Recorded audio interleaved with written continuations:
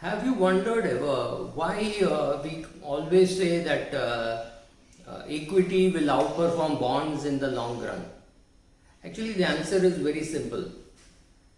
If I'm an entrepreneur and I can safely get 6% return putting my money in government bonds, or maybe 6.5% return putting in government bonds or bank fixed deposits, I will obviously want a higher return for putting money in equities. How much higher? Well, valuation of equity happens exactly like this. I have to get at least 6%, which I can get very safely in a State Bank of India FD or a government RBI bonds or something like that. Plus, I have to cover the taxation. Plus, I have to cover the risk premium. Plus, I have to cover the uncertainty pricing. So, right. So, I would expect to get at least 15% return, because on that 15% return I will pay tax, and that will come down to about 12% return. If I have to pay interest, I will pay off the interest, because I wouldn't be able to get money at anything less than 8-9%. If 6% is a government bond, right? So does it always outperform a bond in the long run? Answer is no. So let us clarify certain things. Good quality equity will perform good quality bonds in the long run. This is true, but it does not mean that it is always true, because what is long run also is very difficult to answer. So obviously long run means the time taken by equity to beat debt.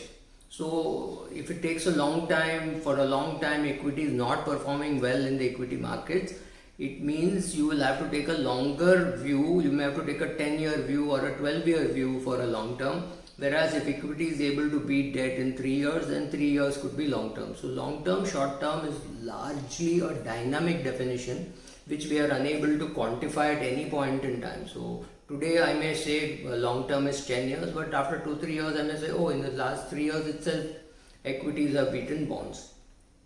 Having said this, there can be long periods of time, say 10 years, during which bonds outperform equity. If you see ultra short bond funds had beaten a lot of value funds, growth funds over the last 8-9 years. Now that does not mean that it will happen again and again, though some fund managers go on record saying there is good return even in debt. Debt can't give you good return. If debt gives you good return in some period of time over equity, it just means that equity was already heated up when when your computation started. So logically it shouldn't happen, because a guy who is getting a higher return in debt would all of them would choose to get out of equity and get into debt and chase only debt returns. And if everybody puts money in debt, the businessmen will not be willing to borrow money, because they also don't want to take risk, right? So in the long run, the extra premium that you get in equity over debt is called the risk premium. So to that extent, your equity fund will do better than the debt fund in the long run and general overall figures. But a good company with equity will definitely outperform and perhaps is less risky than the equity and debt of a bad company. So other conditions remaining same, which means two equal companies.